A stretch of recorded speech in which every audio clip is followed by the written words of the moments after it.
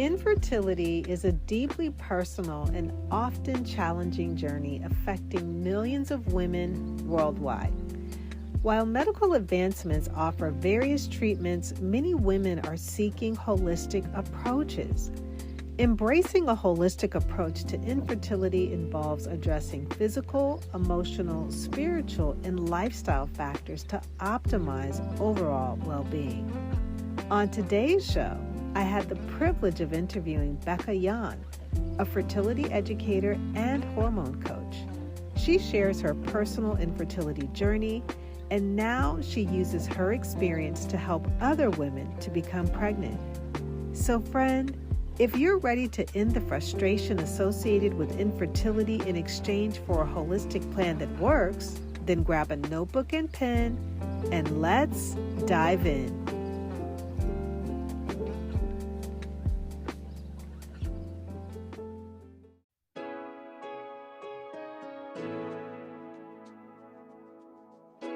Hey friend, welcome to Integrative Medicine for Energy and Health. Are you struggling with low energy, excessive weight, chronic fatigue, imbalanced hormones, or body aches and pains that are robbing you of enjoying life? If you're ready to take the guesswork out of living a healthier life, you're in the right place. Hi, I'm Rekishia. I'm a mom, honorably retired Air Force veteran, award-winning author, social worker, and Christian alternative medicine provider. For years, I tried improving my health through conventional medicine and nothing worked until I finally found a simple strategy that was easy and fun. This podcast will provide you with natural ways to increase energy, lose weight, regulate hormones, and improve your mood. If you're ready to live, look, and feel better, grab your favorite cup of herbal tea and let's jump in.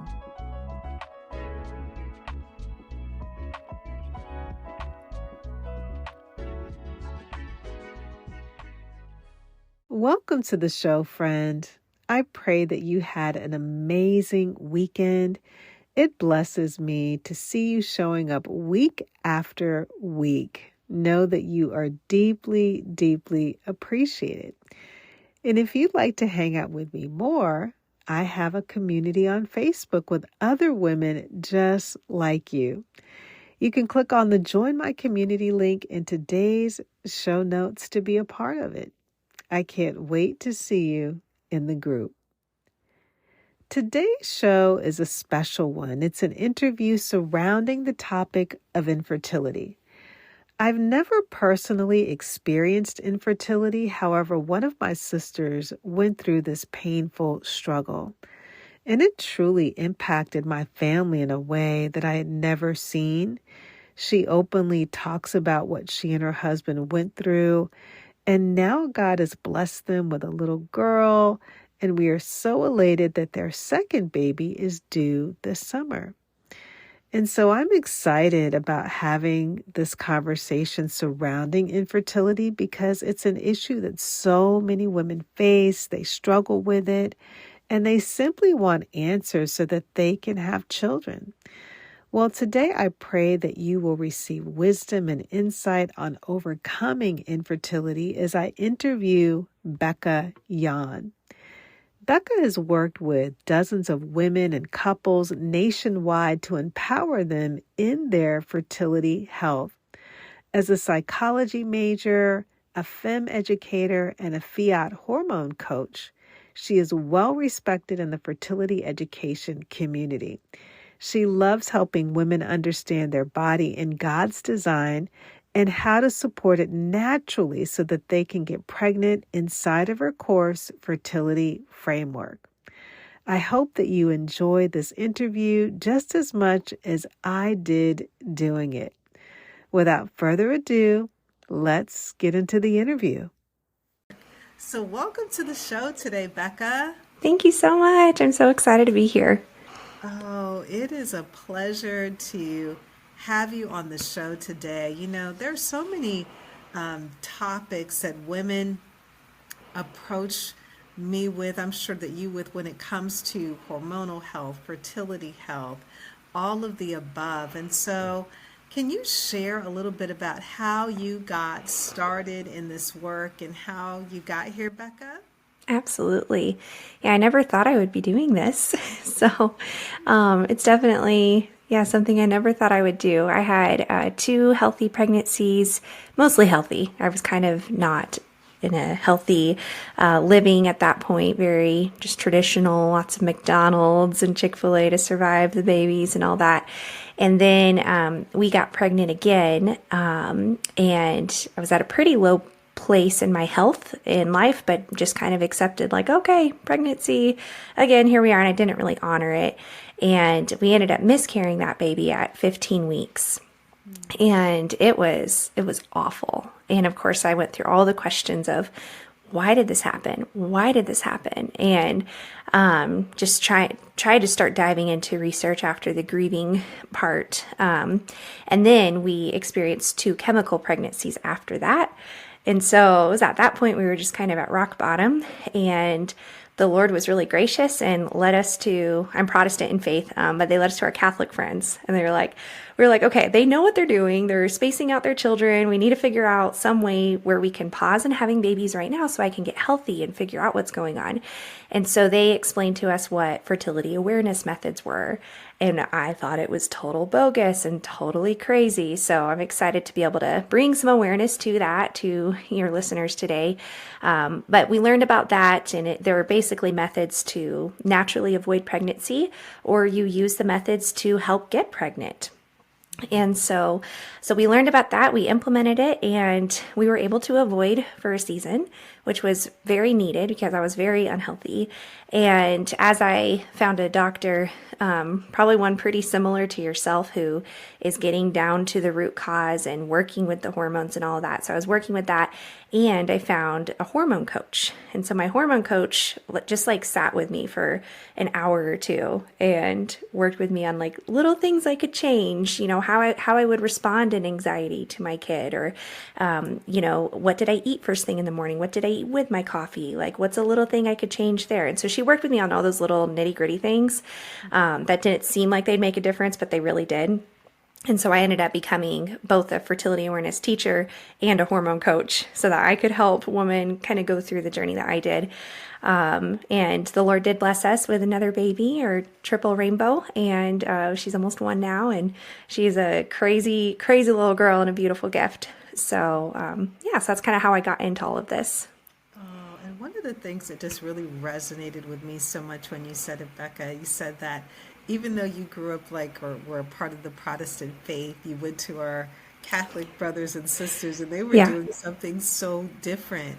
And so just being open, sometimes God takes us down those paths that we have no idea what they're going to look like, but we know that if we go, that there is something there. And so just having a mindset to be open to do different things other than what we've been doing is totally, totally different. And so you said that they were doing something in the realm of the cycle charting. And this is something that's new to me. I've heard a little bit about it, but for those women who are listening, Becca, what is cycle charting? What does that look like?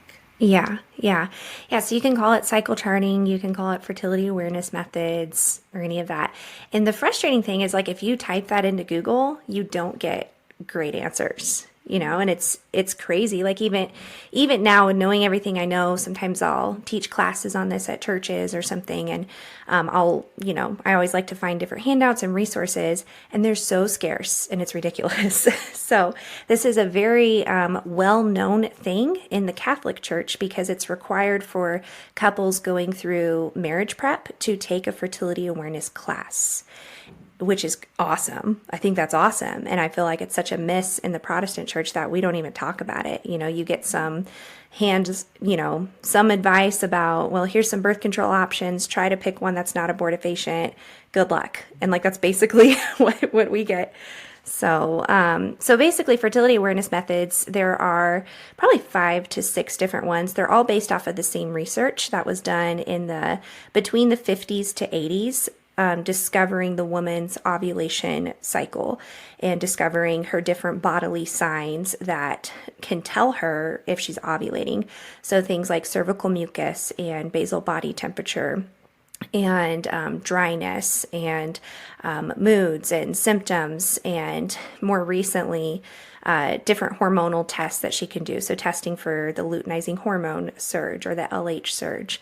Everyone's kind of familiar with ovulation predictor kits. It's testing LH, and so it's all of the methods are based off of the same science, and they apply it differently. They apply their method differently to avoid or achieve pregnancy. Yeah, and one of the things that you said that, and I think it's so true, and I found this a lot like within the church setting too. Like there are certain things that are so taboo, Becca, that we don't talk about, especially when it comes to sex education, marriage. There are just certain things that are not really spoken of in a very deep way. Many times it's very superficial, but I think that we need to look at it from the way that God created every aspect of who we are and to become comfortable with talking about these issues that are impacting so many of our lives, because it's kind of like the scripture says that God has given us all things that pertain to life and godliness. So we've got to take a look at what are we going on in our lives, whether it's, fertility or sex education within the aspect of marriage and how to properly prepare couples for marriage. And so when you found that out, what was that like for you to even know that that was available like any church setting? Yeah, it was very frustrating to me. In the church that I go to, they say anything that just makes you really mad, that's the area you need to be serving in. And so I felt so angry that we had asked probably 4 or 5 different OBs, like, is there anything other than birth control? Is there anything other than birth control that we can do to, plan out our babies? And the answer was always no. No. And I was kind of furious when I found out, like, oh, these are actually scientifically evidence-based methods to do this. And not only that, like they're fantastic to use as methods to avoid or achieve pregnancy, up to 99% effective as the pill. But it's also, and I think this is important for your listeners, learning how to chart your cycle with one of these methods also tells you a lot about your hormonal health. And so, when I look at a person's chart, not being a licensed medical professional, we still are trained to see signs of like, ooh, you may have some estrogen dominance going on. You might have some thyroid issues. You may have low progesterone, or, oh, like your cycle's awesome and you're probably going to be able to get pregnant very easily. Or, hey, I have some concerns. Like, let's work through this naturally. Let's bring in a doctor if we need to. We'll recommend out as we need to. But it's crazy. You can learn all of that just from looking at a woman's chart. And I think that's so key that you shared that, because there's so many women who are struggling, Becca, who may not have this knowledge, that may not have this awareness, that if they have the information, if they have the resources to know, okay, my hormones might be off in this level. And as you said, it might be estrogen dominance, or there could be some thyroid hormonal issues that are going on, in her life. But having someone to work with to help her to understand that could really be the breakthrough that she needs, versus having so many unanswered questions, but really making it simplified for her to understand that. Yeah, it's pretty amazing how simplified it is, and it really puts the woman's health and advocacy in her hands. Like, she's holding her paper chart and she can be like, "Hey doc, like this is what my chart is doing and this is what I know that says about my spotting or my brown bleeding or the type of mucus I'm having." And so she just becomes more of a partner with her medical team to be able to advocate for herself.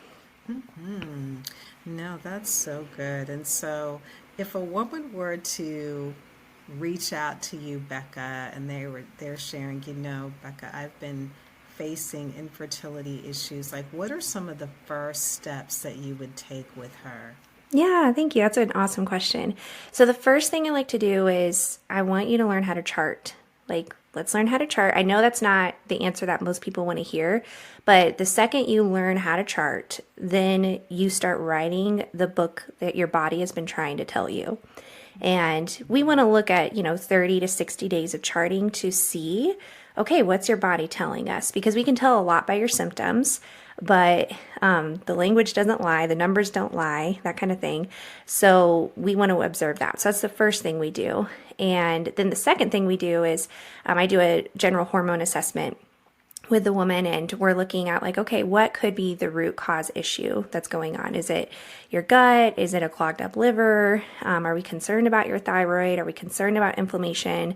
What do we think your hormones are telling us just based off of your symptoms before we can look at the actual body data?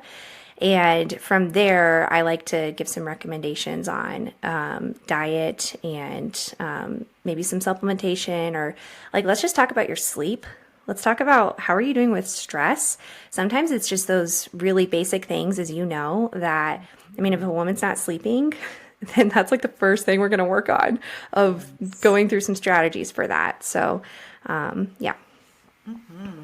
One of the things that you said that I absolutely love is that as she begins to chart, that she's writing the book regarding the language that her body's speaking or what it's been trying to tell her. And I think that that is such an important statement that you made, because as women, we must start listening to our bodies, because they do have a language and they're speaking all of the time. And so having that tool, that resource to chart, to really listen to what is my body saying, what does all of this data mean, so that she can really gauge, where she is at. Yeah. Yeah. I think that's beautiful. And it is, I see it as a responsibility. I think it's important for women, especially when they're wanting to get pregnant, to balance that desire with not allowing it to become an idol and being responsible for the temple that the Lord has given us. And so I think that there's this fine balancing act here of caring for our temple that the Lord's given us with open hands and being really responsible, because this health journey thing, it's like, ooh, okay, we got a clean house. I really like to think about the temple in the Old Testament that the Israelites had to take care of. They honored it. They kept it clean.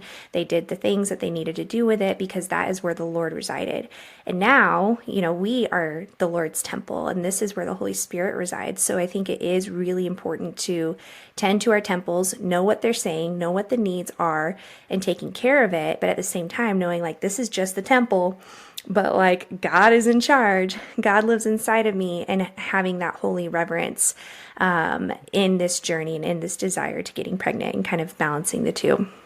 And I think that's so good that you shared that about our bodies being a temple, because I think for so long, Becca, that piece or that component has been missing from our spiritual lives, like as believers, because we talk about the spiritual aspect of who we are as believers and loving God, having relationship with Holy Spirit.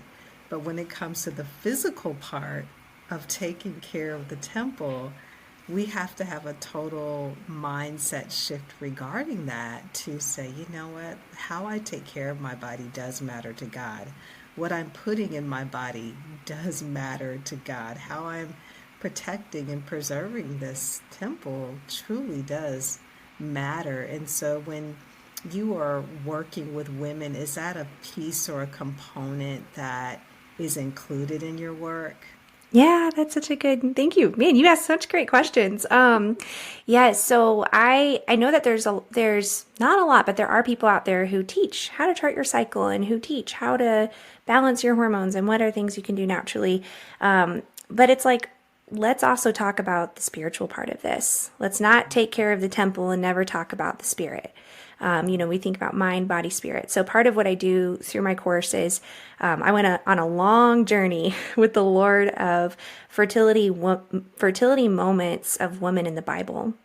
And so God just like showed me all of these incredible lessons that we can learn from different women in the Bible and their fertility journeys. And it's surprising the roads that we go down on, and learn. And I call it taking these different moments of these women. So we have a Ruth moment, we have a Sarah moment, we have a Hannah moment. So we have all these different moments of observing these women in the Bible, how they handled their fertility journey. Some of them handled it with open hands, some of them handled it with closed hands, and we can learn from them both. So that is part of what I, teach and support women with too. And I absolutely love the biblical component in there because sometimes how the word says there's nothing new under the sun, Becca. Like Yeah. we think that this might be a situation that is unique to our time that we're living in, but thousands of years ago, women were facing the same challenges in Yeah. their fertility journeys, but having that God factor in there and seeing how they really handled that, I think that's awesome.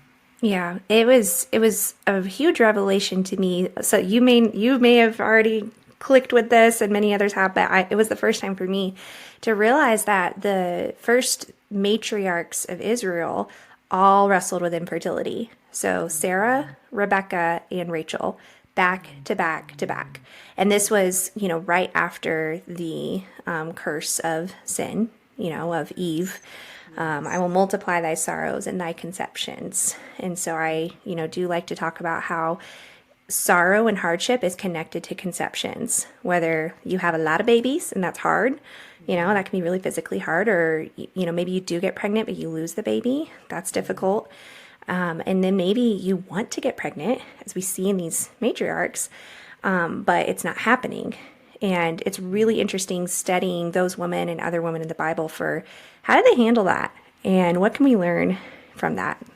Oh, and you just hit on some key revelations. So I've known about Sarah, Rebecca, Hannah, but that scripture that you just said, Becca, that I will multiply thy sorrows and thy conceptions, that right there, I don't think we look at that in the aspect of fertility.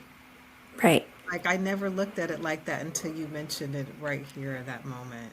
Yeah, that's something I really wrestled with because, here I am, Lord, I'm serving women who are desiring to get pregnant.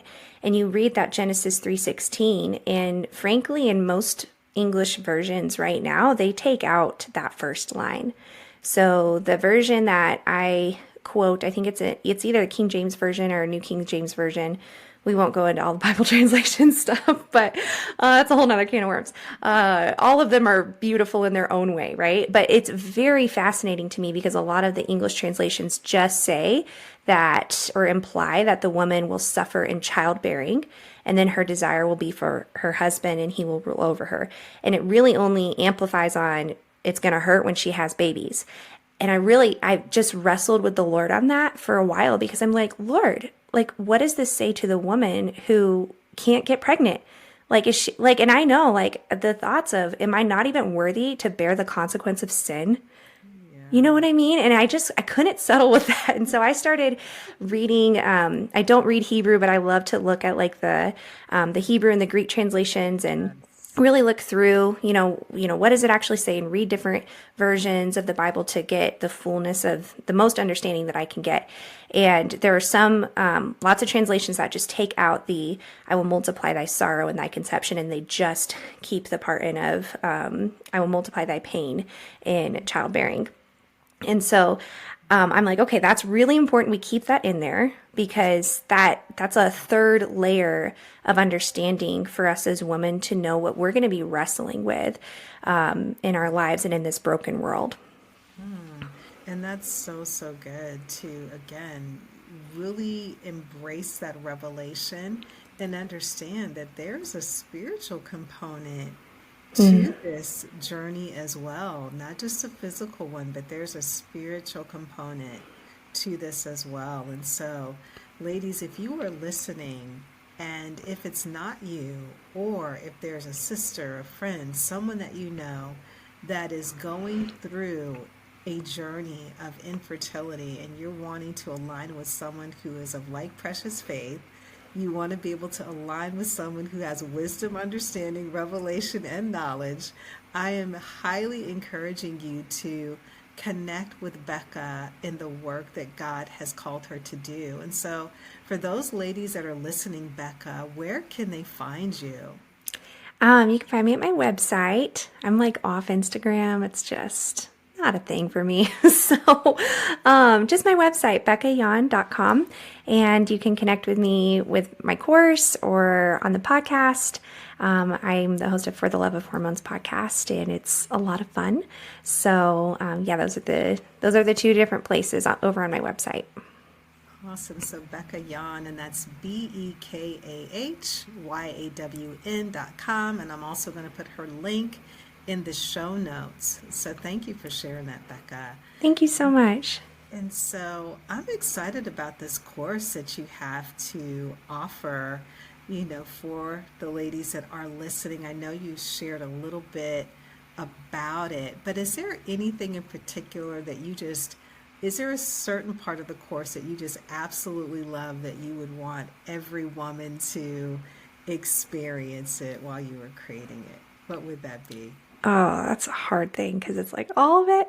But, I think that the part that most women need is not exactly what they want. Like they want to know, how do I naturally increase my progesterone, or how do I balance my hormones? Which, I work with you on like natural things you can do and all of that. But honestly, having the cycle charting education in there is huge. I'm certified through FEMM, FEMM, Fertility Education and Medical Management. It's one of the newer fertility awareness methods. And so you get the full FEMM education inside of the course.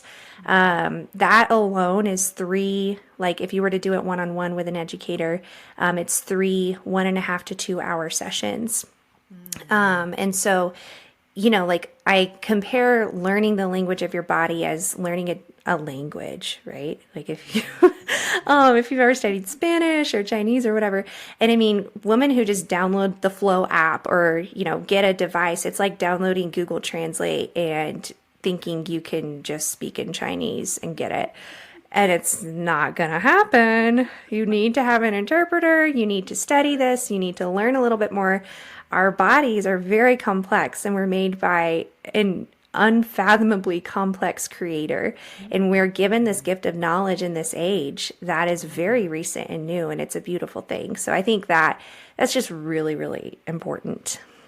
No, and I think so. And as you should, I think we are blessed to live in this time, Becca, where there is an explosion of knowledge, and we are so blessed to be able to obtain that knowledge, because when we have that knowledge, we can apply it to our lives, to our situations, to really move into those places and those spaces that God really does have for us when it comes to our overall health. Because he said, I wish above all things that you prosper and be in good health. So he wants us to be well in our bodies, in our minds, in our spiritual life as well. And so the fact that you bring this into the fertility work is which I absolutely love, because I don't think I've come across a Christian believer fertility coach. And so just to be able to have the resource where the ladies can align with someone who is of like precious faith is just an amazing thing. That's awesome. Well, thank you so much. It's wonderful to just be able to share on your show and hopefully encourage everyone. And so as we're wrapping up, Becca, is there anything that you would like for the ladies to know? Man, I just want to encourage you that if you're dealing with the hormone imbalance, or you're dealing with the infertility or recovering from miscarriage, you're absolutely not alone. And I just love to think of how the passages where it says we are in the shadow of the Father's wings, and he is our strength. The joy of the Lord, is our strength and our song. He's our salvation. So I just want to encourage you that you are not alone, and the Lord is with you. You're under his wings, and just to always seek his discernment, after this episode, say, okay, Lord, what do I do with that? Don't just be a sponge and take things in and never squeeze things out. Like, ask the Lord, what do you want me to do with this information? No, that is good wisdom, good advice, Becca. And It has truly been a blessing hosting you on the show today. I've learned some things. I'm definitely going to be referring some people your way.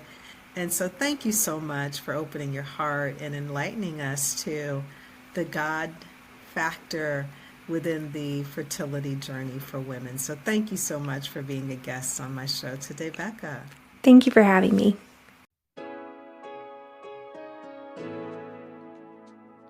Hey friend, I hope you enjoyed today's episode. If so, would you take 30 seconds and share it with a friend who may want to have more energy and improve their health naturally? Also, I would love it if you could leave a quick review for the show on Apple Podcasts. It blesses me tremendously to know that this podcast is helping you. Alrighty then, it's time to go make a protein shake and go for a hike. No more days of feeling tired and drained. I'll see you in a few days for another episode. God bless.